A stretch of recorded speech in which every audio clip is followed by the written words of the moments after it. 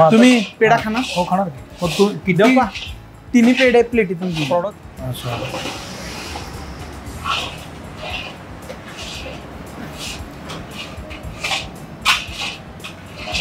फक्त मस्त आहे, खरंच मस्त आहे. तुमचा म्हणजे इंगळ्यांचा आणि पेढ्याचा संपर्क कधी आला? जे स्वातंत्र्य चळवळीत हुतात्मा झाले ते सगळ्यात लहान ते 1942 मध्ये हुतात्मा आला. अगदी थोडक्यात सांगा, पहिल्यांदा जमलं नाही म्हणजे काय, तो सुटला का पेढा, काय झालं? तो कडकच झाला चिक्की सारखा. पेढा फ्रीज मध्ये ठेवायचा असतो का? सगळे आम्ही किचन पासूनच सुरुवात केली. माझी पण 10वी झाल्यानंतरच मी अलिखित नियम आहे, 10वी झाले की इकडे यायचं पहिल्यांदा. पण हे पेढे किती टिकतात, म्हणजे गुळाचा पेढा किती टिकतो? खूप सेलमध्ये तफावत पडली. बरं. सगळ्या गोष्टीचा अंत ती कंपनी आम्ही बंद केली. 2 भाऊ उत्तम व्यवसाय करू शकतात. होणाऱ्या भाजणीमुळे येणारी चव ती म्हणजे कंदी.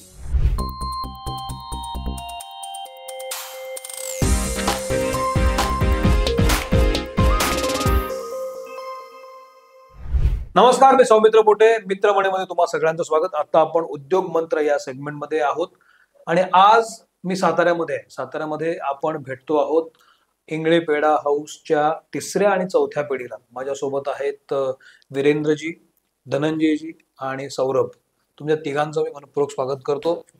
कोल्हापूरहून जेव्हा आपण पुण्याला जात असतो तेव्हा साताऱ्यामध्ये इंगळे पेढा हाऊस आहे आणि ही 4थी पिढी आता काम करते आहे. जवळपास 51 वर्ष झाली त्यांचा बिझनेस आहे. आता पेढे म्हणले की आपण नेहमी अनेक नावं ऐकत असतो पेढ्यांची, पण हे मात्र जवळपास 50 वर्षापेक्षा जास्त काम करतात. तर ती गोष्ट काय आहे, तो उद्योग काय आहे आणि पुन्हा काळाशी जोडून घेणं स्वतःला, की याचा फॉर्म्युला काय आहे? पण मग हे खवा वगैरे आपण स्वतः तयार करतो. हा, आता हे केशरी कंदी पेढ्याचा खवा पूर्णपणे आपण आणतो. दुधापासून तयारी सुरुवात होती, ती डायरेक्ट केशरी कंदी पेढ्यापर्यंतची तयारी आपली सगळे. आणि गुळातला पेढा आणि साधा कंदी पेढा हा, या पेढ्यांसाठी आपण गोठे बांधून घेतले. बरं. त्या गोठ्यातनं आपण खवा तयार करून घेतो आणि मग आपल्यापाशी येतो. गुळाचे पण पेढे असतात? हो, गुळाचे पण पेढे असतात. तुमच्याकडे किती प्रकारचे पेढे मिळत होतात? आता केशरी कंदी आहे, साधा कंदी आहे. साधा आणि केशरीमध्ये काय फरक आहे? केशरी म्हणजे पूर्ण म्हशीचा खवा असलेला पेढा. अच्छा. आणि साधा कंदी म्हणजे तो त्यामध्ये गाईचं दूध पण असतं, सो त्याला नॅचरली घोटताना ब्राऊन कलर येतो. कुठल्या? चॉकलेटी कलर येतो साधा कंदी, जो स्पेशल कंदी आहे आपला. आणि केशरी कंदी जो आहे त्याच्यात मग म्हशीचं दूध असल्यामुळं ते कधी तुमचं आळत नाही. ऍक्च्युली तो तोंडात घातला की विरघळतो पूर्ण. अच्छा. सो ते आहे, त्यामुळे त्याच्यात मग केसर घालून त्याला रंग आणला. अच्छा. हा केशरी कंदी. केशरी. आपल्याकडे साधे कंदी बनतात, केशरी कंदी बनतात. अच्छा. आणि गुळाचा कंदी. साताऱ्यात पहिली ट्रायल आपण केली आणि साताऱ्यात सगळ्यात पहिला आपण गुळाचा आणला. हो का? मी गुळाचा पेढा खाल्ला नाही आता. ते जमलं, त्याची पण रेसिपी सेट करायला, कारण गुळ डायरेक्ट दुधात घातल्यावरती दूध फाटतं. बरोबर. मग ती प्रोसेस करायला जवळजवळ भरपूर ट्रायल झाल्या. मग त्याच्यानंतर गुळाचा कंदी पेढा बनला. ही आता ही कढईतली घुटाई आहे. अच्छा. आणि आपली मशीनवरची पण, कारण आपलं प्रोडक्शन जे आहे ते जरा असं जास्त आहे. तुमच्याकडे मुळात ही कढईतले जास्त बनतात कसं? नाही, कढईतला पण बनतो आणि मशीनमधला पण बनतो. जो साधा कंदी पेढा आहे तो मशीनमध्ये जास्त बनतो. केशरी कंदी आहे, मात्रा जास्त असली की मशीनमध्ये, मिडियम असली की इथं. कढईतला आणि मशीनमध्ये मेन फरक काय? असं चवीमध्ये असतो? नाही, आता बऱ्यापैकी कसं आहे, ह्याला लोखंडाचा बेस आहे. होय. बरोबर. हाच लोखंडाचा बेस तुम्हाला मशीनमध्ये मिळणार. जे मशीनची पण जी बेसिक प्लेट आहे ती लोखंडाची. त्यामुळं तुम्हाला ती अडचण येत नाही. चवीमध्ये कुठलाही बदल होत नाही. नवीन गुळाचा पेढा कधी इंट्रोड्यूस केला? गुळाचा पेढा तरी 2 वर्षापूर्वी इंट्रोड्यूस झाला. अरे वा. आज जमलाय, उद्या जमला नाही, असं करत करत फायनली जी जमला. एक सायकल पाहिजे ती आता जवळजवळ आपल्याकडे 1.5 ते 1 वर्ष झालं आहे. तुम्ही पेढा खाणार? हो खाणार. मग तू किती तिन्ही पेढे प्लेटीतून? प्रोडक्शन किती होतं आता आपल्याकडे? किती पेढे बनतात दिवसाला? आता साधारण डेली बेसिसला, आता सीझन ऑफ आहे, शाळा ते सुरू झालेल्या आहेत किंवा काय आता श्रावण महिना ते नाही, त्याच्या ह्याच्यात आता जवळजवळ एक डेली बेसिसला 60 किलोकडे जातो. आणि किती ते कितीपर्यंत वाढतं? आणि साधारण 120-130 पर्यंत वाढतं डेली. डेली आपली डेलीची कॅपॅसिटी तशी बघायची झाली तर 150 ते 200 kg आहे. कारण आपण पूर्णपणे आधुनिकतेची कास धरून मशीन घेतली. पेढा गोल करायला सुद्धा मशीन आहे. अच्छा. आणि त्याच्यामुळं बऱ्यापैकी जे काय आपला स्टाफ आहे काय आहे यांचं शारीरिक कष्ट आहेत ते तुमच्या विचारातनं आणि प्रोडक्शन कसं कव्हर होईल ह्याच्याकडे वळवलं. सगळ्यात साताऱ्यात पहिलं मशीन आणलं आमच्या वडिलांनी. हो का? पहिलं मशीन तुम्ही आणलं? पहिलं मशीन आपण आणलं 1996 साली. एसटी कॅन्टीन मध्ये पहिल्यांदा पेढा बनवला. कॅन्टीन सातारचं ज्या वेळेला आलं त्या वेळेला कंदी पेढा आपल्या मिठाईत सुरू झाला. म्हणजे एसटी कॅन्टीन ही जी कॉन्सेप्ट आहे त्याच्यामध्ये मिठाई आणणारे आमचे आजोबा. बघे आता कुठले कुठले पेढे आहेत? हा केशरी कंदी आहे. अच्छा. गुळाचा नाही, हा केशरी कंदी. केशरी कंदी साखरेतला. हा साधा कंदी आहे. हा गुळातला कंदी आहे. अच्छा. आता ह्याच्यामध्ये तुम्हाला असं वाटत असेल की नाही बाबा एकच आहे. आता ती आम्हाला सवय झाली. बरोबर. की बाबा हे मला का आधी हा वाटला गुळ जनरली डार्क असतो ना. डार्क असतो म्हणून मला हा डार्क झाला असं. अच्छा.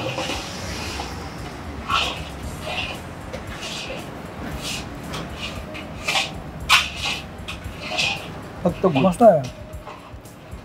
खरंच मस्त आहे. मी गुळाचा पेढा पहिल्यांदा खातो. गुळ लागतो याच्यामध्ये बघ. तू पण खा. मस्त आहे. वेगळंच आहे. गुळ दिसतो बघ लागतो. गुळ ऍक्च्युली आम्ही पावडरचा यूज करतो. बर. आमच्या इथं वाडे फाट्यावरती एक गुळ पावडर बनवणारी कंपनी आहे. खूप चांगल्या प्रतीचा ते गुळ पावडर देतात. म्हणजे विक्रीला पण असते आणि आम्ही स्वतः आमच्या पेढ्यात सुद्धा त्यांचीच पावडर वापरतो. मी साखर खाणं जरा कमी केलंय म्हणून मी खायचं की नाही विचार करतो. नाही बनवल्यावर माझे एकदम. तुम्ही साखरेचं तर पहिल्यांदा खाऊन घ्या. कारण कंदी पेढे सुरुवात झाली हे साखर बनवत झाली.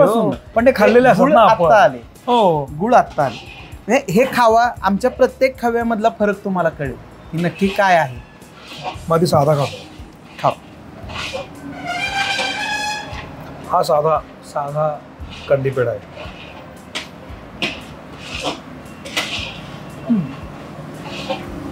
हा जशी तुम्ही कुठेही करा तरी मला साखर कमीच वाटते याच्यामध्ये. कमीच आहे.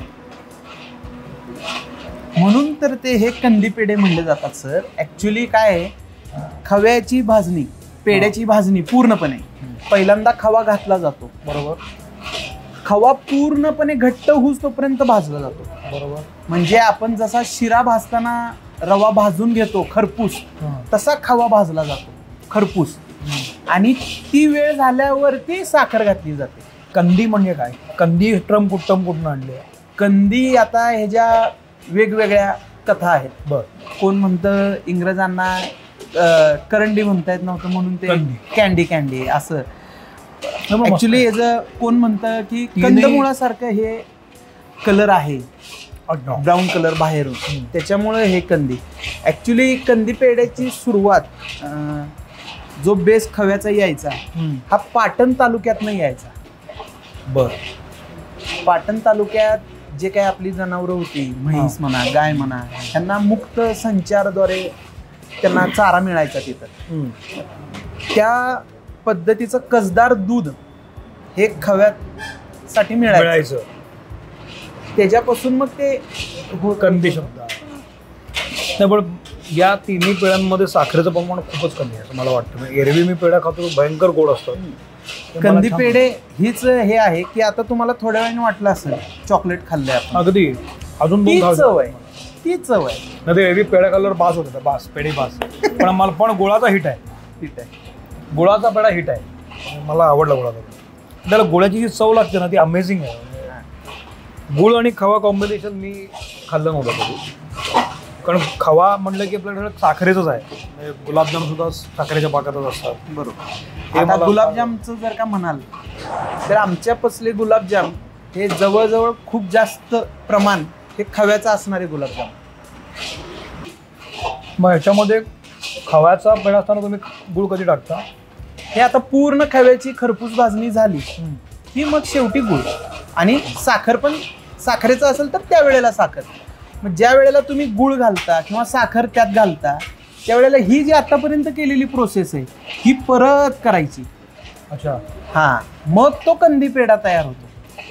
मग तो थोड्या वेळासाठी सुकवला जातो. असं म्हणतात की एका पेढ्यामध्ये एवढं ग्लासभर दूध असतं. हो, हो. एवढंच असतं ते? हो, कारण हे जे पूर्ण आहे हे त्या ग्लासभर दुधाचाच अंश आहे ऍक्च्युली. आठवून जो आपण म्हणतो की आता आपल्या घरात आई जी बासुंदी करते, बरोबर, दुकानात मिळणारी बासुंदी ही वेगळी आणि आई जी बासुंदी करते ती जास्त आटलेली असते. तो फरक. हे पेढे, हे जी ग्लेज बघा, हे ओरिजिनल आपण जे देतो की बाबा आपण जो म्हशीचा खवा तयार करतो ते जे हे तूप आहे की हे जे कव्हरअप जे झालंय त्याच्यामुळे मधले जे काही सगळं गुणधर्म तो तूप आहे तो आलाय वर, तो फक्त यातच येणार. इंगळे पेढा हाऊस, जसं मी सांगितलं की तुम्ही तिसरी आणि चौथी पिढी आहे, पण या उद्योगाची गोष्ट मला ऐकायची. म्हणजे तुम्ही मूळचे कोल्हापूरचे, कोल्हापुरातनं सातारा झालेले हे मला माहिती आहे, पण हा उद्योग सुरू कसा झाला, कुणी केला आणि का केला? 1955 साली जयेश स्वातंत्र्य झाल्यानंतर आजोबा मूळ गावीतून कोल्हापुरात आले. मग उद्योगधंदा काय चालू करावा ह्या ह्याच्यातनं त्यांनी लक्ष्मीपुरीत आपला एक छोटासा वडापाव मिसळ ह्याचा गाडा चालू केला. त्यानंतर त्यांनी 1965 साली त्यांचं हे काम बघून सरकारने मराठी उद्योजकांना पुढे येण्यासाठी, मराठी माणसांना पुढे येण्यासाठी प्रोत्साहन म्हणून आम्हाला एक कोल्हापूरचं एसटी कॅन्टीनचं टेंडर दिलं. त्यानंतर सातारा एसटी कॅन्टीन आम्हाला, कारण की आजोबांना ह्याचं आपल्या स्वातंत्र्य सैनिकाचं आणि स्वातंत्र्य चळवळीत असल्यामुळं पहिली जी स्वातंत्र्य चळवळीची नेते लोक किंवा पुढारी आपली जी होती त्यांच्याशी संबंध चांगले असल्यामुळे. एक खूप महत्वाचा मुद्दा मला सांगायचा आहे की यांचे आजोबा स्वातंत्र्य संग्रामामध्ये भाग घेतलेले होते. मला वाटतं तुम्ही चुलत आजोबा ना?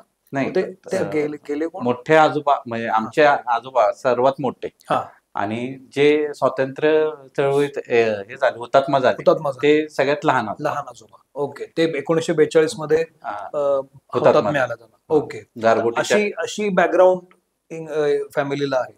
त्यानंतर मग तुमच्याकडे एसटी कॅन्टीन आलं चालू. त्यानंतर सातारच्या एसटी कॅन्टीन नवीन झालं स्टँडचं, तिथं आम्हाला टेंडरला आम्हाला करायला चान्स मिळाला. तिथनं आमची सुरुवात हॉटेल. पण खरं तर तिथं टेंडर मिळालं की सुरुवात होत नाही, तिथे शेवट असतोय. म्हणजे आता टेंडर मिळाला, आता बास, आता आयुष्यात काय नको दुसरं. एक कोल्हापूरचं कॅन्टीन हातात आहे, साताराचं कॅन्टीन हातात आहे, आता काय पाहिजे अजून? तसं तुम्ही केलं नाही, तसं तुमच्या फॅमिली. मग आजोबांना ह्या सगळ्याचा अनुभव बघत परत आम्हाला सरकारनं कोल्हापूर मार्केट यार्डमध्ये साधारण 2-2.5 एकर जागा दिली. आगेबेडो बेकरी तिथं आजोबांनी चालू केली. 50 मशीनचा गोटा चालू केला. त्यानंतर तिथंच म्हणजे त्या काळी 3 स्टार हॉटेल टाईप त्यांनी बांधकाम केलं, लॉजिंग बोर्डिंगचं. अच्छा, कोल्हापुरात. त्याचं नाव ठेवलं दानत हॉटेल. मग नाव काय? दानत हॉटेल. मग तिथनं सुरुवात बऱ्यापैकी आजोबांनी केली ती पायाभरणी ते. बरोबर. त्या ह्याच्यात माझे काका वडील उतरले. मग ते पण त्यांना सहकार्य करत करत स्वतःची शाळा बघत असं करत ते पुढं येत राहिले. मग त्या ह्याच्यात आजोबांचे डेथ झाल्यानंतर मग दोघा भावांनी बसून थोडेसे मतभेद हे करून त्यांनी एकमेकात वाटणी करून घेतली की बाबा हे कोण बघायचं ते कोण बघायचं. कारण की भाऊबंदकी आहे म्हटल्यावर थोडस त्या गोष्टी मतमतांतर असतात आणि एकमेकाच्या उरावर बसण्यापेक्षा वाटणी झालेली. मग कोल्हापूरचं कॅन्टीन, अजून एक कॅन्टीन मिळालं आम्हाला मलकापूरचं. मग ते सगळं मग काकांना आमच्या जवळजवळ 5 मुलं होती. मग त्या अनुषंगानं त्यांना 2 कॅन्टीन आणि त्या दानत मधला अर्धा हिस्सा असं मिळालं ते मिळालं. आणि आणि आम्हाला सातारा कॅन्टीन आणि दानमधला अर्धा हिस्सा. अर्धा हिस्सा बर, असे आमचे ही हे किती झाले. सालची गोष्ट आहे? हे साधारण 85 ते 90 ओके, च्या दरम्यान. बर. ते मग तुम्ही सगळे साताराला आला? नाही, आमचा सगळ्यांचा जन्म साताऱ्यातलाच. अच्छा, बरं. म्हणजे तुम्ही कधी इन झाला याच्यामध्ये? मी 1998 ला इन झालो. हा, तो झाला म्हणजे 10वी झाल्यानंतर लगेचच. इन झालो. बरं, आणि तुम्ही? 10वी झाल्यानंतरच अच्छा, 2006 साली. मग ठरवलं होतं की झालं की इकडे यायचं हा, बिझनेस? ते ठरलेलंच होतं. त्याच्या कारण की आधीपासून सुट्टी- प्रत्येक सुट्टीत आम्ही त्यामध्ये येत राहायचो. मे महिन्याची सुट्टी आली काय आली, सगळी भावंड मिळून तिथं कॅन्टीन मध्ये आम्ही काम करायचो. मग सातारा कॅन्टीन तुम्ही सुरू केलं, मग त्या कॅन्टीन मध्ये काय काय होतं? सातारा कॅन्टीन मध्ये जसं ग्राहकांची रिक्वायरमेंट होती त्या पद्धतीने सगळ्या वडिलांनी काकांनी तिथं मेनू ठरवले. मेनू ठेवले, जेवणाचेही मेनू ठेवले की लॉंग डिस्टन्स असल्यामुळं गाड्यांना पोचायला वेळ लागत असल्यामुळं सगळ्या सोयीसुविधा आपण खाण्याच्या ज्या काय आहेत त्या तिथं चालू ठेवलेल्या. बर. मग त्यानंतर पेड्याची मागणी वाढत गेली. तुमचा म्हणजे इंगळेंचा आणि नाही. पेड्याचा संपर्क कधी आला? हा, तेव्हाच साधारण 75-76च्या दरम्यान भाव आम्ही वडील बाहेरनं पेढे घ्यायचे. बर. मग ते आम्हाला कमी पडायला लागले. बर, मागणी एवढी होती? मागणी एवढी होती. वाढत गेल्यानंतर पप्पांनी ठरवलं की बाबा इथंच आपण स्वतः प्रोडक्शन करूया आणि त्यातनं आपण हे करूया. ही कधीची गोष्ट आहे? हे साधारण 75 नंतरच. पण आता तुम्ही पेढे कधी बनवायला घेतले? मग नाही, 75 पासूनच पेढे बनवायचं पेढे- होते. म्हणजे वडिलांनीच तिथं सुरू केलं? भट्टी तेन करून बाबा खवा अवेलेबल करून घेऊन बर. हे तिथल्याच 2-1 कामगारांना खवा कसा तयार करायचा ते शिकवून बर. मग त्यांना ते गावाला पाठवून. आता बर. एक जण आमच्याकडे बीडचे होते. बर. मग त्यांच्या गावी दुधाचं अवेलेबल भरपूर होतं. मग त्या एका कामगारांना तिथं आमच्या इथं शिकवलं की खवा कसा बनवायचा. त्यांनी गावाला पाठवलं त्यांना बर. आणि तिथनं सुरुवात खव्याची तिथून झाली. झाली. बर. मग ओके. तिकडनं चांगला खवा मिळायला लागला, चांगल्या दर्जाचा खवा यायला लागला. मग ते आम्ही इथं येऊन पेढ्याची पूर्ण तयारी हे झाली. झाली. बर. ओके. मग आम्ही जेव्हा कॅन्टीन बघायला घेतलं ते जवळजवळ 2005-2006च्या दरम्यान मी स्वतः तिथं कॅन्टीन बसायला लागला. बसायला. आणि जी सुरुवात आहे कॅन्टीनची ती आमची सगळ्यांची तिघांची मिळून किचन मधनच झाली. बर. की पहिला काउंटर नाही, पहिलं किचन. हा. वा. मग हळूहळू त्यातनं पुढे येत मग पेढ्याच्या ह्याच्यात आम्ही थोडस म्हटलं नाव करावं. बर. कारण की आमचा जो पहिला बॉक्स होता तो फक्त महाराष्ट्र एसटी कॅन्टीनच होता. बर. की लोकांना ते कळायचं नाही हे नक्की कुणाचे पेढे आहेत. मग असा विचार केला की आपण आपलं स्वतःचं नाव त्याच्यावर टाकूया. बर. कारण की लोकांच्या माइंड मध्ये एकच होतं की बाबा पांढरा बॉक्स त्यातले पेढे चांगले असतात. बर. आणि ते कुठे मिळतात तर सातारा एसटी कॅन्टीनला. मग लोक अशी विचारत यायची की बाबा पेढे आहेत का, बॉक्स कुठला आहे दाखवा आम्हाला. अच्छा, त्याचं ब्रँडिंग झालं. हा. ते ब्रँडिंग झालं. मग त्याच्यावर आपण नाव दिलं आपलं स्वतःचं इंगळे पेढा म्हणून आणि ब्रँडिंग चालू केलं. त्याच्यानंतर तुम्ही कधी त्याच्यात इन झाला आणि मग तुम्ही काय वेगळेपणा त्याच्यामध्ये आणला? आमची पण सुरुवात 2006लाच झाली. बर. 10वी नंतर. मग त्याच्यानंतर काय काय जे रोजचे जे काय चॅलेंजेस येत होते त्याच्यामध्ये काय आपण नवीन करू शकतो किंवा काय करू शकतो. मग त्यावेळेला दादानं सल्ला दिला मॅनेजमेंटची एक हे पाहिजे. मग मला पुण्याला पाठवलं शिकायला. काय शिकायला? हॉटेल मॅनेजमेंटला गेलो मी पुण्याला. बर. 2 वर्ष झालं ते. त्यानंतर काय ते कंटिन्यू झालं नाही कारण लक्ष थोडं इथं थोडं तिथं आणि तिथं जे काय नवीन शिकतोय ते इथं येऊन कधी इम्प्लिमेंट करू अशी ती एक क्युरियोसिटी असायची. बर. मग त्याच्या ह्याच्यात बऱ्यापैकी माझे 2 वर्ष कंप्लीट झाले तिथं. बर. मग 2015 नंतर आम्ही आमच्या खव्या कसा काढता येईल बर अशा इनोव्हेशनना आम्ही पूर्ण ताकदीनिशी त्यात पूर्ण रिसर्चनुसार आम्ही त्यात उतरलो. बाजारात खव्याचं चांगल्या प्रतीचा खवा मिळणं हा थोडस हे झालं होतं, अवघड. म्हणजे आताही आहे. बर. पण आम्हाला तशा ऑफर पण आल्या. बर. की तुम्ही हा कमीतला घ्या खवा हे करा. मग आम्ही त्याची टेस्टिंग पण केली. बर. पण आम्ही जो खवा पहिल्यापासून वापरत होतो आणि त्या खव्यात प्रचंड फरक जाणवला. महत्वाचा मुद्दा मांडला तुम्ही. मला एक सांगा, चांगला खवा ओळखायचा कसा, सांगू शकाल? नाही, खवा हा चांगला आहे किंवा हा भेसळयुक्त नाही, हा कसं ठरवणार? काही त्याचं काही मोजमाप असतं का? एक दुसरी गोष्ट तुम्ही असं म्हणालात की रिसर्च केला मी, मार्केट त्यावेळेला काय होतं, त्यावेळेला कसं मार्केट होतं, त्यावेळेला बाकीचे ब्रँड आले होते का, काय होतं तेव्हा? त्यावेळेला मार्केटमध्ये जे काय आहेत ते सगळे जुने व्यापारी, जुने आपले कंदी पेढेवाले सगळेजण होते. मोदी आहे, लाटकर आहेत, राजपुरोहित आहेत, असे सगळे ही बांधव होती आणि यांची दुकाने एकदम साधी. तर कधी तुम्हाला तिथं रश दिसणार नाही, पण एक गिराईक गेलं की ते किलोनच पेढा प्रत्येक दुकानात आहे ना, असे प्रत्येकांचे ग्राहक आहेत. बर. मग आपण त्यात काय करू शकतो, मग त्यात आम्ही आमचा खवा काढला. बर. खव्यावरती ज्या वेळेला परत काम करायची वेळ आली आमची, की नाही बाबा हे इथं बिघडतंय, तर ह्याच्यामध्ये काय करता येईल, मग ती पॅकेजिंग पासून सुरुवात झाली. पॅकेजिंग मध्ये काय लूप होल्स आहेत का, मग त्याच्यानंतर खव्यामध्ये काय लूप होल्स आहेत का, मग तिथनं जे आम्हाला हे तिथं जे आमचं संशोधन झालं की बाबा खव्यामध्येच हे पॅरामीटर्स पाहिजेत की जेणेकरून आपला माल जास्त दिवस पुढे टिकू शकतो. आधी कसं होतं, जास्त जेवढं तुम्ही प्युअर घ्याल त्याची शेल्फ लाईफ जास्त होती. बरोबर. आता कसं आहे, जेवढं तुम्ही प्युअर घ्याल तेवढी त्याची शेल्फ लाईफ थोडीशी कमी येते. हो. बर. सो तो आपण आपला जो केशरी कंदी पेढ्याचा जो खवा पूर्ण हे केलाय तो पूर्ण म्हशीच्या दुधाचा खवा आहे. बर. त्याला त्याचं स्वतःच अंगाचं तूप जे आहे खव्याला ते जास्त प्रमाणात आहे. ते तुम्हाला खवा केल्यावरही दिसतं आणि पेढा केल्यानंतरही दिसतं. तुकतुकीतपणा दिसतो. तुकतुकीतपणा.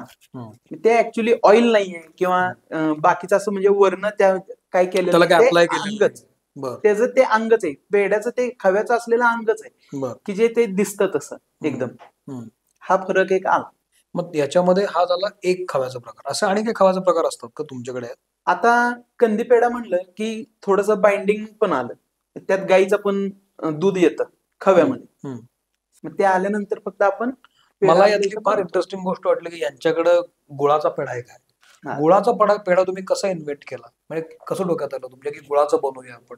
आता सध्याच्या सगळ्या ह्याच्यामध्ये राहणीमानामध्ये साखरेला थोडस बाजूला केलं जाते. होय. अगदी. त्याचे जे काय असतील पॅरामीटर्स ते, आणि गुळाला स्वीकारलं जाते. होय. तर मग आपण त्याच्यात कसं येऊ शकतो किंवा काय, असं आमच्या मामांनी सांगितल्यानंतर की बाबा तुम्ही गुळाचा पेढा करा. पहिल्यांदा ते म्हणजे असं अशक्य होतं, कारण आम्ही चहा करून बघितला, ते केला तर तो दूध फुटलं. होय. मग ते कसं करायचं, मग त्याच्यावरती पण अजून 1, 2, 3, 4 वेळा, जवळजवळ भरपूर वेळा झाली त्याची ट्रायल. पहिला जमला नाही, पण नंतर ते जमत गेलं. अगदी थोडक्यात सांगा, पहिल्यांदा जमलं नाही म्हणजे काय, तो सुटला का पेढा, काय झालं होतं? कडकच झाला, चिक्की सारखा. माहितच नाही ना की बाबा कुठल्या टेम्परेचरला आपल्याला ते घाणा काढायचा आहे. साखरेचं विरघळण आणि गोळाचं विरघळण, करेक्ट. ह्याच्यामध्ये फरक आहे. अच्छा, तो प्रॉब्लेम झाला. नंतरचा झाला तो पेढा झाला मऊ, खरं गोल केल्यावरती एकदमच टणक, तो खाता येईना फोडता येईना, असं झालं. मग त्याच्यानंतरच जे झाला तो 2-3 बाबा काय काय काय करत, मग ते टेम्परेचर कळायला लागलं आम्हाला की बाबा ह्याला असं झालं की हे झालेलं आहे मिश्रण. त्यानंतर ते तुम्ही जेव्हा याच्यामध्ये पेढ्यामध्ये इन झाला तेव्हा आजूबाजूला मार्केटमध्ये इतरही ब्रँड्स होते, पेढ्याचे नावारूपाला आले होते? बर. मग मार्केट कॉम्पिटिशन कशी फेस केली तुम्ही, काय ठरवलं बा? आता जेव्हा कॅन्टीन मध्ये पेढा आम्ही हे करत होतो, तर अजून एक बिझनेस काय करता येईल, बिन भांडवली बिझनेस काय करता येईल असं विचार केला. पुण्याला जाता येता किंवा कोल्हापूरला जाता येता हॉटेलला थांबलो की असं वाटायचं की इथं काय करता येईल का आपल्याला. मग त्यातनं मला आयडिया सुचली की बाबा आपण पेढे पॅकिंग करून देऊ, पावशेरचे पेढे पॅकिंग करून. मग एक दिवस आम्ही चर्चा केली की असं करू शकूया. मग ठीक आहे म्हटलं, करायला काय, करून बघा. भांडवल काय लागणार नव्हतं, हाय रेडी होतं, सगळं बॉक्स रेडी होते. मग थोडस भांडवल म्हणजे काय, ऍडव्हर्टाईज, ते बोर्ड तयार करणं, त्या प्रत्येक काउंटरला देणं. पहिला आम्ही जाऊन एक 10 हॉटेलला भेटलो, बाबा असं पेढा आहे, त्यांना टेस्ट दाखवली, पेढा दिला, म्हणलं हा तुम्ही ठेवा तुमच्या काउंटरला. मग काही जणांनी रिस्पॉन्स चांगला दिला, काही जणांनी दिला नाही. मग एक मला वाटतं पहिल्या 10 हॉटेलमध्ये 5 हॉटेल आमची फिक्स झाली, जिथं 10 बॉक्स आम्ही जात होते, 10 किंवा 5 अशी द्यायला चालू केली. मग हळूहळू त्यांना पण विश्वास बसायला लागला की बाबा नाही, जाऊ शकते आपल्या काउंटरला पेढा.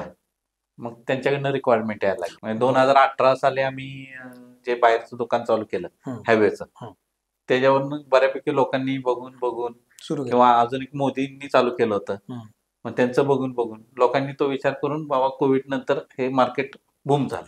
कुठल्याही बिझनेसमध्ये जेव्हा मार्केट बूम होतं तेव्हा तुम्हाला एकतर प्रॉडक्ट बदलावं लागतं, अपडेट करावं लागतं.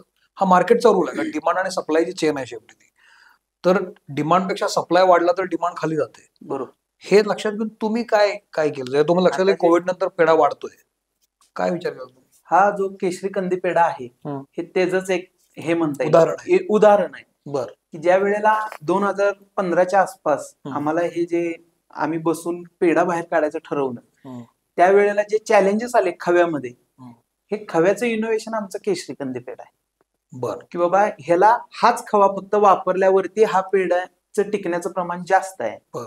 हे बारकावे आमच्यात लक्षात येत गेले. बर. त्याच्यानंतर मग एक एक एक एक गोष्ट सुधारत. हे आता हे जे पेढ्याकडनं मी पुढे येतोच आहे, पण हे पेढे किती टिकतात? म्हणजे गुळाचा पेढा किती टिकतो?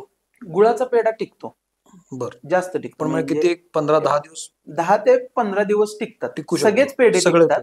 पण आता कसं आहे, सब्जेक्ट टू क्लायमेट. करेक्ट. थोडस क्लायमेटही चेंज झालंय. जे आपले बेसिक जे दूध येतं त्याचं पण थोडेसे सगळ्याच गोष्टींचं चेंज झाल्यामुळं थोडस त्या गोष्टीला हे झालं. पण पावसाळा वगळता अदरवाईज पेढे टिकतात. पेढा हा फ्रीज मध्ये ठेवायचा असतो का? तुमचं काय म्हणणं आहे? ठेवला तरी चालतो, पण तो काढला की तुम्ही संपवला पाहिजे. कारण फ्रीज मधलं तापमान जे आहे त्यातून वस्तू बाहेर आल्यावरती त्याला पाणी हे सुटणार बाहेरच्या क्लायमेटनुसार. काय होतं, सातारा कंदी पेढ्यात ऍक्च्युअली साखरेचं प्रमाण कमी असतं आणि मॉइश्चर जास्त राहतं. त्यामुळे काय होतं, त्याला बुरशी लवकर येते. मग ते तुम्ही पेढा ताजा संपवणं म्हणजे 3-4 दिवसात संपवणं हेच त्याचं उत्तर आहे. म्हणजे तुम्ही 10 दिवस ठेवून बघणं म्हणजे कसं आहे, आज खाल्ला पेढा उद्या खाल्ला, या 3-4 दिवसातली टेस्ट तुम्हाला चांगली लागतेच. जसं तो वाळेल तसं तो ते फरक आहे. म्हणजे मगाशी मी त्यांच्या दुकानात गेलो होतो, तिथं काही पेढे त्यांनी मला खाऊ घातलेच आणि काही पेढे जस्ट त्यांनी त्या मशीन मधनं काढले आणि ते गोल पेढे खाली येत होते. तो पेढा आणखी इंटरेस्टिंग होता. फारच मुलायम आणि सॉफ्ट सुंदर पेढा होता. तर हा फरक दिसतोच लगेच. याच्यामध्ये सौरभ तुमच्याकडे येतो, तुमची चौथी पिढी आहे त्यामुळे तुम्ही नंतर येणार तुमच्याकडे. पण आता हे जे सगळं इन्व्हेंट केलेलं आहे हे बघून घाबरलोच पहिल्यांदा मी खरं तर, की हे इतके सगळे मिठ्या तुम्ही आणल्या, मग हे कधी सुरू केलं? काही अलीकडच्या काळात सुरू केलं की आधीपासून होतं? आधीपासूनच होतं. ज्या वेळेला कोल्हापुरात कॅन्टीन सुरू झालं, बरं, त्या कॅन्टीनच्या प्रिमायसेस, एसटी कॅन्टीनच्या प्रिमायसेस मध्ये मिठाई चालू करणारे आमचे आजोबा पहिले. बरं. तिथनच या सगळ्या मिठाया आलेल्या आहेत. फक्त साताऱ्यात आल्यानंतर कंदीपेढा त्याच्यात एक अजून मानाचा तुरा रोवला गेला. अच्छा. फक्त साताऱ्यात येऊन आम्हाला बर्फी, मलाई पेढा, कंदी पेढा हे आम्हाला काम. बर्फी कुठली? बर्फी मलाई बर्फी आहे. तुम्ही कलाकंद बघा. कलाकंद आणि मलाई बर्फी मध्ये काय फरक असतोय? कलाकंद ही पुढची स्टेज, मलाई बर्फी ही अलीकडची स्टेज. आता साधारण बघितलं तुम्ही तर पहिल्यांदा दूध. बरोबर. दूध 1 लिटर घेतलं त्याचं अर्धा लिटर झालं, ती जी होती बासुंदी. बरं. हे एक प्रमाण आहे. सांगा ना. घरात इंटरेस्टिंग आहे, सांगा ना. 1 लिटर दुधाचे अर्धा लिटर झाले की बासुंदी हे स्टँडर्ड प्रमाण. घरात आम्हाला जे सांगितलं आईनं म्हणा आजींनी म्हणा. त्याच्यानंतर जी होती ती रबडी. बासुंदी नंतर रबडी. ते कधी साखर घातल्यानंतर. आता ह्याच्या रबडी नंतर होती मलाई बर्फी. ओके. त्याच्यानंतरचा पुढचा फॉर्म तो आहे तो. हा, त्याच्यात जवळ मलाई पेढा. बर. पण मलाई पेढ्यात जराशी साखर जास्त. त्याच्या पुढे होतं ते कलाकंद. अच्छा. कलाकंदच्या पुढे आपण साखर कशातच नाही घातली तर होतो खवा. ओ बर. ओके. हे दुधाचे प्रत्येक स्टेजला एक आलेले पदार्थ असतात की त्याची भाजणी, त्याची रवाळ टेक्स्चर ते त्या ठिकाणी आलं की ते तिथनं काढायचं. आता याच्यामध्ये लेटेस्ट इन्व्हेंट काय केलं तुम्ही? आता रोजबेरी बर्फी केली आहे. बर. या मे महिन्यापासून. बर. अत्यंत ग्राहकांचा उत्तम प्रतिसाद आहे. वा. खास बर्फी घ्यायला सुद्धा येणारे ग्राहक आहेत. बर. याच्यामध्ये कुठलंही प्रॉडक्ट नवीन आणायचं तर ठरवता कसं तुम्ही म्हणजे ही बर्फी आणायची, हीच का आणायची? त्याचं आता कसं आहे, आपल्याला आपल्याला कोणीतरी काय सांगितलं आवडतं असेल, कोणीतरी विचारलं असेल, काहीतरी क्लिक झालं असेल, असं काय होतं? नाही. आता आम्हाला जे आवडतंय त्या गोष्टी बाबा आपल्या किचन मध्ये सारख्या सारख्या ट्राय केल्याच जातात आमच्याकडून. बर मग त्याच्यामधली जी जास्त आवडेल ती पहिल्यांदा ठेवायची. बर आलेल्या ग्राहकांना त्याची चव द्यायची. हम्म. त्यांचं मत काय आहे काय नाही ते तर जाणून घ्यायला ते काही वेगळा भाग नाहीये. हम्म. त्यानंतर ते सांगतात की बाबा हा हे बरोबर आहे. तो एक बेस आम्ही धरला आणि वा. ते केलं. या दोन प्रश्न माझे आहेत. तुम्हाला मला प्रश्न असा विचारायचा होता की हे सगळं लेगसी जी तुमच्या घराण्यामध्ये आहे ती आता तुमच्याकडे पण तुम्ही पण त्यात उतरला. हे बघून आता कॉम्पिटिशन इतकी वाढली आहे, मिठायांच्या दुकानात तर खूप आहे. यांच्यावर तुमचं मत असलं पाहिजे असं नाही. तुम्ही पुढच्या जनरेशन आहात त्यामुळे तुमचं मत वेगळं असू शकतं, ते मला अपेक्षित आहे. तर कॉम्पिटिशन खूप वाढलेली असते, नवीन नवीन ब्रँड आलेले असतात, हल्दीराम येतो आणि कुठलं मिश्रा पेढे येतो, अमुक अमुक येतो. So competition is tough. तुम्ही जनरेशन नेक्स्ट म्हणून कसं बघता याच्याकडं? आता पुढचं काय काय करायला पाहिजे? ही कॉम्पिटिशन कशी बघता? नाही, लहानपणापासून हॉटेल लाईन मध्येच म्हणजे पप्पानी हॉटेलला लहानपणापासून जायत होतो, त्यामुळे हे नाही का आमचं पण किचन पासूनच चालू झालं. सगळे आम्ही किचन पासूनच सुरुवात केली पप्पा त्यांनी. माझी पण 10वी झाल्यानंतरच मी अलिखित नियम आहे वाटतं. 10वी झाले की इकडे यायचं पाहिजे. 10वी झाल्यानंतर इकडे आलो. मग लॉकडाऊनला मग पप्पानी माझ्याकडे जबाबदारी दिली. 2000 साली पप्पांकडे आलतं. मग त्यानंतर कॉम्पिटिशन हे लॉकडाऊन नंतर जास्त वाढलं. सगळ्यांना हे ऑनलाईन त्या लॉकडाऊन मध्ये प्रचंड सुरू झालं. वाढलेलं. जनरली एकमेकांचा सल्ला घेत सल्ला हे महत्वाचं असतं. परत तिथं पण पेढे आम्ही ठेवले बर म्हणजे कोल्हापूरला पहिल्यांदा कंदी पेढे आणणार आपण. होय का? दोन भाऊ उत्तम व्यवसाय करू शकतात, 100%. काय टाळलं तर करू शकतात? आता एक सांगतो, हा, ह्याच्यातला मजेशीर एक किस्सा सांगतो. हा. आता कसं आहे, आम्हाला आहेत 5 बहिणी. हा. त्यात आणि आम्ही दोघं असे आम्ही 7 जण आहे. त्यात माझा नंबर शेवटचा, दादाचा नंबर 3 नंबर आहे. सो ते कसं होतं, दादाच्या विचारसरणीमध्ये जे बारकावे आहेत, जे काय एकदम अशा सूक्ष्म गोष्टी आहेत त्या लगेच मला कळत नाही. आणि जो माझा पॉइंट ऑफ व्ह्यू आहे तो मला चांगल्या प्रकारे कधी कधी त्यांच्या समोर मांडता येत नाही. हे पहिल्यांदा आम्हाला कळायचं नाही. अच्छा. पण साधारण 2012-13 हे जे आपण स्पेशल खव्यामध्ये जे उतरलो त्यावेळेपासूनची जी आमची सांगड बसली ती विचारांची सगळी मिळती जुळती. ह्याच्यामध्ये आमच्या बहिणी पण आहेत. बर. म्हणजे त्या आता प्रत्येक पडत्या वेळेला काळात सगळं घर उभं राहिलं. वा वा वा. म्हणजे तिघी बहिणी, म्हणजे 2 बहिणीची लग्न झाली, तिघी जण घरी होत्या, आम्ही होतो. त्या काळात पण त्यांनी पण आम्हाला भरपूर साथ दिली. खांद्याला खांदा लावून सगळी जण उभा काउंटरला उभं राहून हे करून त्यांनी पण भरपूर कष्ट घेतले त्यावेळेस. म्हणजे पडतीचा काळ, म्हणजे 3री-4थी पिढी नुसतं होणं किंवा तेच बघतात, म्हणजे हे खूप लोकांना 4 पिढ्या झाल्या, पण 4 पिढ्यात खाल किती अप अँड डाऊन्स आहेत हे त्या ह्यालाच माहिती. पण जनरली ज्या फॅमिली लेगसी असते एका बिझनेसची त्यांना डाऊनफॉल येत नाही, कारण त्यांनी सगळी तयारी केलेली असते ऑलरेडी. त्यांच्या आधीच्या पिढीने ते सगळं भोगलेलं असते आणि मग पुढची पिढी फक्त ते विस्तार कसा करायचा बघत असते. तुमच्याकडे कशा प्रकारचे डाऊनफॉल आले आणि तुम्ही त्याला कसं सामोरे गेलात, काय सांगू शकाल? ज्या वेळेला 2015ला बाबा आयडिया क्लिअर होत गेल्या, 2016ला की बाबा आपण ह्याच्यामध्ये काम करू शकतो, या गोष्टी नवीन ऍड करू शकतो. मग तशी आम्ही एक कंपनी स्थापन केली.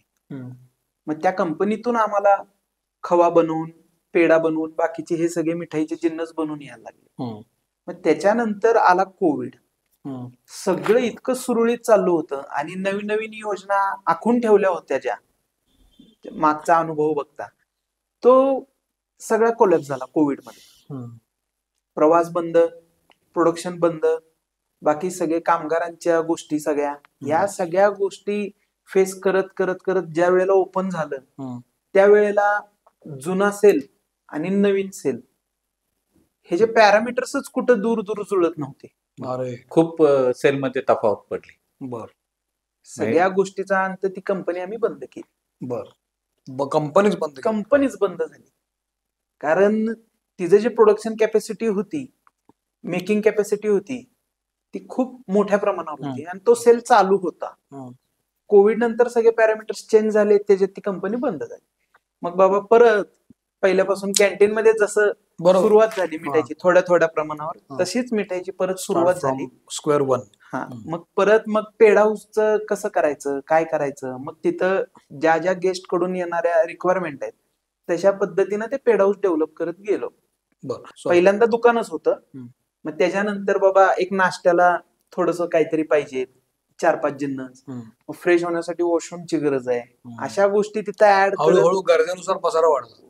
पण आता या केसमध्ये एक सरळ सोपा प्रश्न विचारतो. कॉम्पिटिटर्स खूप आहेत, कॉम्पिटिशन आहे, मार्केट वाढलेलं आहे, डिमांड वाढलाय, सप्लाय पण तुम्ही करताय. या सगळ्यामध्ये तुमची मिठाई स्पेशल का आहे? की हे जे सगळे जिन्नस आहेत, खूप सारे जिन्नस इथं आणून ठेवलेत, सगळे काही मला खाणं शक्य नाही, पण जे मी खातोय ते मला वेगळे छान लागतात चवीला, खूप गोड लागत नाहीये पण नाईस. तर ह्याची काय वेगळेपणा तुमच्याकडे येऊन काय घ्या? म्हणजे काय वेगळेपणा म्हणजे काय, तर त्यातले असणारे मूळ जिन्नस, पेड्याला लागणारा खवा, कलाकंदला लागणारं दूध, किंवा गुलाबजामला लागणारा खवा. आता सगळ्या आपण मार्केटमध्ये बघतो ते गुलाबजाम मिक्स असतात. साताऱ्यात जो तुम्ही गुलाबजाम खाता तो जास्त खव्याचा असतो. ते आता आम्हाला पण आजोबांपासून शिकवण मिळाली की विकलं तर सगळीकडेच जाणार आहे आणि विकणारा पण प्रत्येक ठिकाणी असणार आहे. तुमच्याकडे ग्राहकांनी काय यावं त्याचा अनुभव हा तुम्ही तुमच्या ग्राहकांना दिला पाहिजे. कॉम्पिटिशनचा ज्या वेळेला इम्पॅक्ट बसला, गिराईक कमी झालं, काय झालं, त्यावेळेला आम्ही कुठल्याही आमच्या गुणवत्तेशी तडजोड न करता तेच प्रोडक्ट त्याच अनुषंगानं ठेवून येणाऱ्या प्रत्येक गिरायकाला तेच खायला देऊन की बाबा आमच्यातली वेगळं पण काय आहे हे त्यांना पटवून देऊन दिल्यावरती मग ग्राहकांचा पण विश्वास झाला. थोडीशी सायकल असते की बाबा आता जाताना एका मार्गावरती जर का 2च हॉटेल असतील आणि त्याच्या ठिकाणी जर का 3 हॉटेल झाली तर फरक पडतो. तर ग्राहक राजा अशी गोष्ट आहे की त्याला प्रत्येक नवीन गोष्ट हवी असते. मग ते एकदा सायकल त्यांची पूर्ण झाली की ती परत सायकल आपल्याकडे 100% येणार, कारण आपण काहीतरी वेगळं दिलेलं असतो. त्या अनुषंगाने आम्ही पण प्रयत्न करत राहिलो आणि आज परत एकदा. ओके, एक शेवटचा प्रश्न विचारतो मग आपण थांबूया. आपल्या प्रेक्षकांना तुम्ही काय सांगाल इथून, म्हणजे साताऱ्याला आल्यावर तुमच्याकडे मिठाई का घ्यावी? आमच्याकडे मिठाई घ्यावी कारण असं आहे की जे पेड्याला लागणारा जो खवा आहे किंवा मलाई पेढा, ही रोजबेरी बर्फी आहे, कलाकंद आहे, अशा गोष्टींसाठी जे काही दूध लागणार आहे हे आम्ही स्वतः गोठ्यातून म्हणा किंवा चांगल्या पॅकेजिंगच्या दर्जाचं दूध वापरतो. जे काही आमचे जिन्नस आहेत ते चांगले वापरतो आम्ही.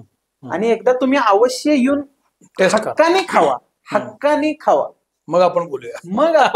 आता त्याच्यात तुमच्याकडे म्हणजे आता या अनुषंगाने सांगायचं म्हणजे हा कलाकंद होय. आता कलाकंद थोडस पुण्याच्या पुढे ते गेलो की आपण मिल्क केक सेम ऐकायला मिळतो. करेक्ट. तर तो तुम्ही खावा. तर मी त्याच्यात आणि याच्यात फरक काय तो थोडासा सांगतो. आता खाताना तुम्ही थोडस जिभेनं हे करा, तो वेगळा झाला का? आता त्यात तुम्हाला रवाळपणा किंवा गोळीदार असं जाणवलं का?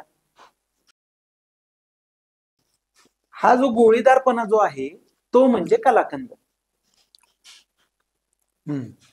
आणि थोडस मिल्ककेकचं प्रमाण कसं आहे, जास्त ओलं राहतं ते. बर.